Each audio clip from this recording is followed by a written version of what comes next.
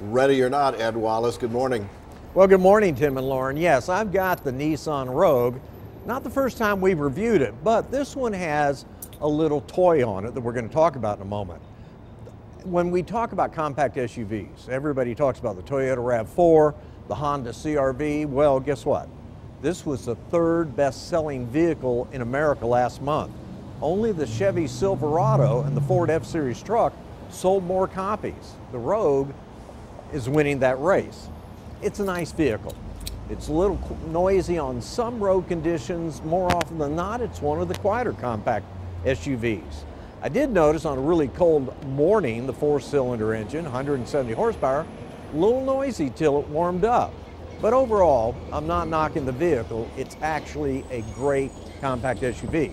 We'll take a look at the interior real quick to remind you what that looks like.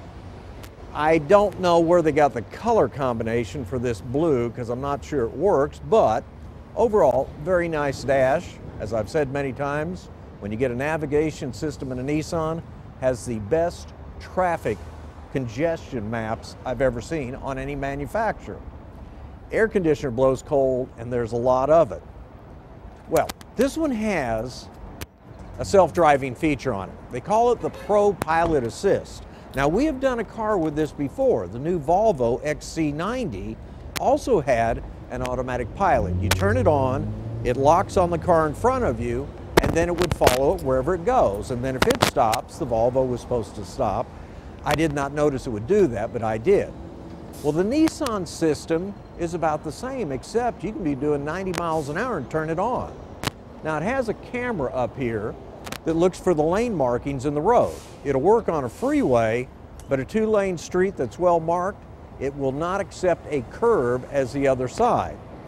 You dial in the speed you want when you turn it on, either really close to the car in front of you or further back. I took the further back mode. And then again, it will pick up, slow down, whatever, and steer itself within the lane.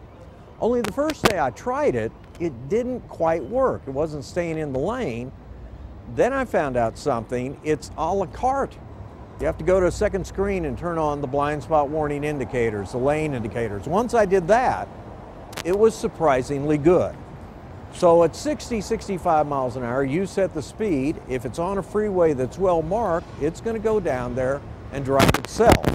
But Nissan forces you to keep your hands on the steering wheel. Take it off and you're going to get all sorts of warnings in 5 seconds. It actually worked better than the Volvo system that everybody was bragging about. And that's a plus for Nissan. But guess what? If it rains, you got your wipers on, it won't self-drive. Snow, where you can't see the lanes, won't do that. Driving in the morning where the sun's blinding you, blinds the camera too, and then you realize the roads in America will never be ready for self-driving cars on these systems because most of the lanes aren't marked correctly, and then the car's lost.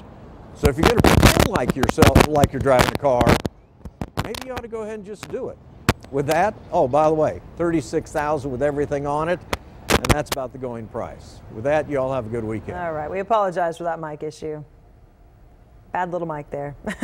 Thank you so much. You can listen to Ed on 570 KLIF tomorrow's car column as always, and Saturday's Fort Worth Star Telegram. A little scratchy.